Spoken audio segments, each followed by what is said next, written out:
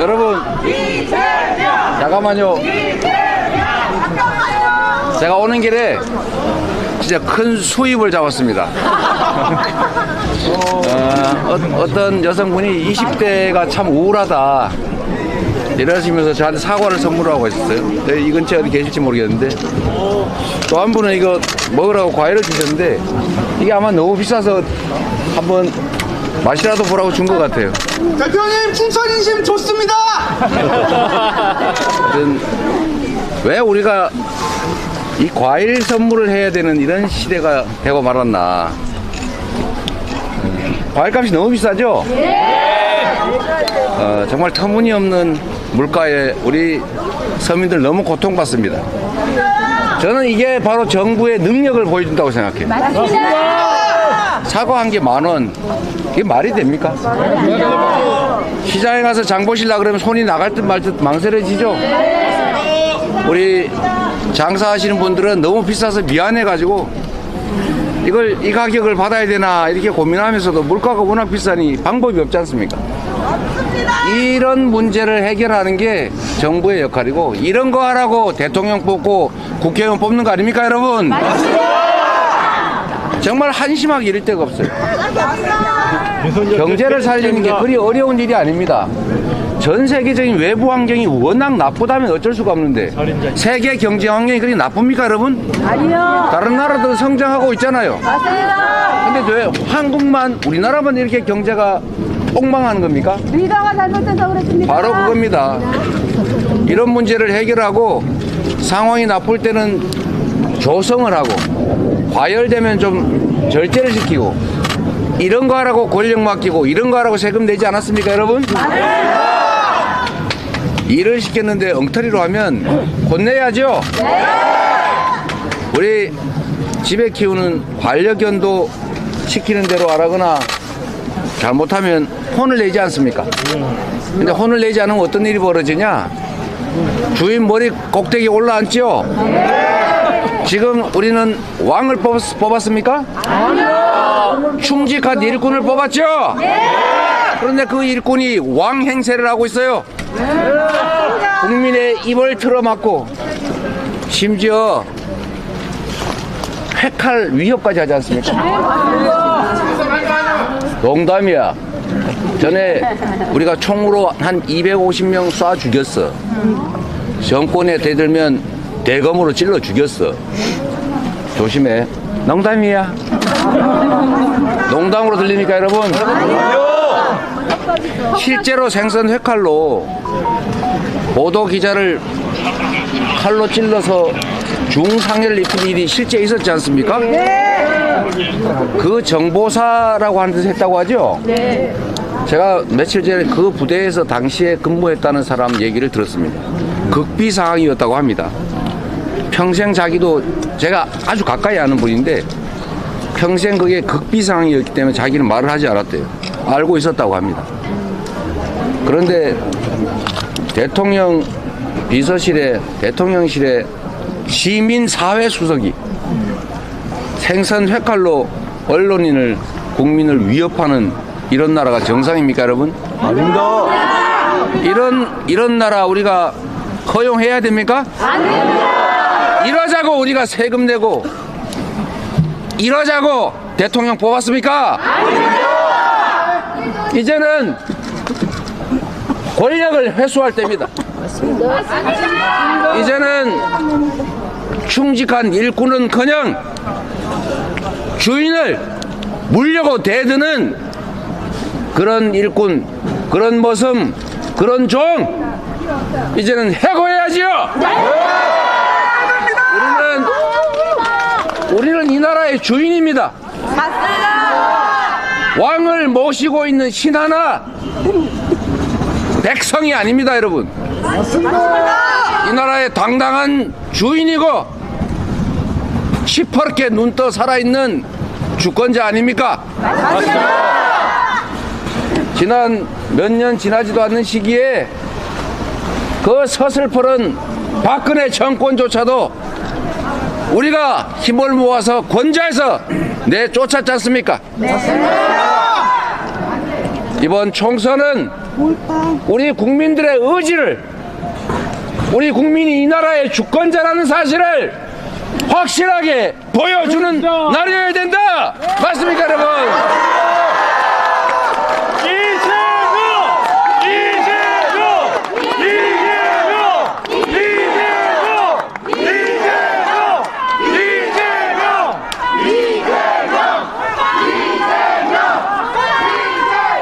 지역을 방문한 야당 대표에게 선물로 사과 한 개, 귤 한 개, 이런 거를 선물해야 될 만큼 우리의 상황이 팍팍하지 않습니까? 우리 더 잘 살자고 함께 모여 사는 거고, 더 잘 살아보자고, 더 안전하게 살아보자고, 더 평화롭게 살아보자고, 더 희망 있는 세상 만들어 보자고 우리가 주권을 위임한 거 아닙니까? 그 위임한 주권으로 우리가 낸 정말 피땀 흘려 번 돈으로 낸 세금, 그 돈으로 국민을 협박하고 나라 망신시키고 국민을 이렇게 못 살게, 이렇게 민생 파탄 경제 폭망시키는, 전쟁이 나도 이상할 게 없는 이런 평화의 위기 만드는, 전 세계에 정말 내놓아서 부러워하는 모범적인 민주국가를 독재화 길을 가고 있는 국가라고 이렇게 평가받는 이런 나라 만들고 말았는데 우리가 가만히 있어야 되겠습니까? 안 됩니다. 행동해야죠. 실천해야죠. 그래서 반드시 너희들은 국민을 대리할 자격이 없어! 라고 말해야 합니다, 여러분.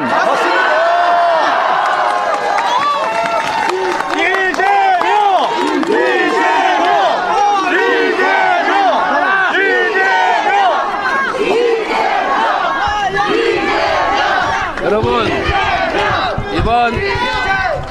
이번 4월 10일은 민주당 그리고 국민의힘이 대결하는 그날이 아닙니다. 이번 4월 10일은 국민과 국민의힘의 대결입니다.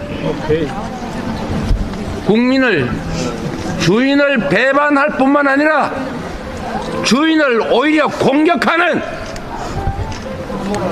대리인의 자격을 상실한 그들에게 그 대가가 무엇인지를 확실하게 보여줘야 하고, 우리 민주당은 국민이 승리하는 국민 승리의 도구다!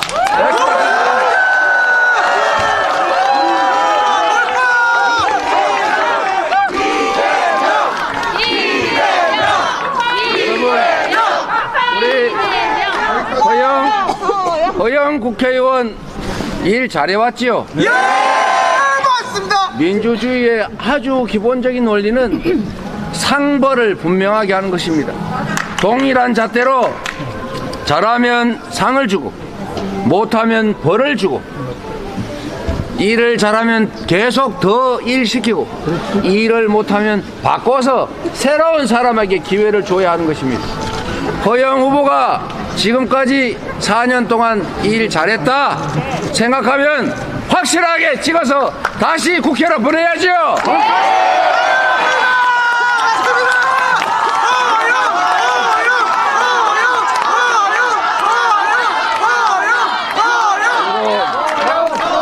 이 험지에서 고생하는 전성 후보, 이상하게 춘천 강원도에는 외자가 많은 것 같아요. 심판 승리, 이것도 두자잖아. 허영 전성 심판 승리, 딱 맞는 것 같아요. 허영 전성 심판 승리. 우리 전성 후보 정말 고생하지 않습니까? 일 시키면 잘할 것 같지 않습니까? 기회를 줘야 하지 않겠습니까? 그리고 특히 전성을 위해서가 아니라, 민주당을 위해서가 아니라, 지금 있는 국회의원, 지금 있는 국민의힘 그대로 방치하면 이 나라가 현재 상태를 그대로 갈 것 아닙니까? 맞습니다. 망하겠죠? 그런데 문제는 지금 만약에 국민의힘이 일당이 되거나 혹시라도 과반수를 차지해서 국회를 점령하는 날 어떤 일이 벌어지겠습니까? 지금 행정 권력만 가지고도 단 2년도 안 되는 시간에 국제적으로 망신, 이런 망신 없는, 정말 국민들이 더 이상 못 살겠다, 더 이상 못 참겠다, 이제 차라리 떠나자, 이렇게 온 가족이 부둥켜 안고 극단적 선택까지 생각하거나 실행하는 나라 만들었지 않습니까? 맞습니다. 그런데 만약에 입법권까지 장악해 보십시오. 국회까지 그들이 차지했을 때 일당이 돼가지고 국회의장을 그들이 차지하거나 과반수를 확보해서 입법권을 행사하는 상황이 발생하면 법과 제도까지, 이 나라 시스템까지 통째로 다 바꿔서 다시는 회복하기 어려운 그런 나라 만들어 버릴 겁니다. 그나마 지금 민주당이 국회에서 제도를 뜯어 고치는 건 막고 있잖아요. 만약에 국회까지 그들이 마음대로 할 수 있었다면 지금은 이미 법조차도 다 뜯어 고쳤을 겁니다. 칼틀막, 입틀막 이런 거 할 필요 없어요. 이런 말 하면 잡아간다, 저런 말 하면 구속이다, 이런 법 만들겠죠. 여러분, 현재를 견디기 어렵다, 더 이상 역주행을 못하게 막아야 되겠다 생각되시면, 그리고 다시 선진국으로, 다시 희망 있는 나라로 만들려면 바꿔야 됩니다. 전성으로 바꿔주십시오, 여러분.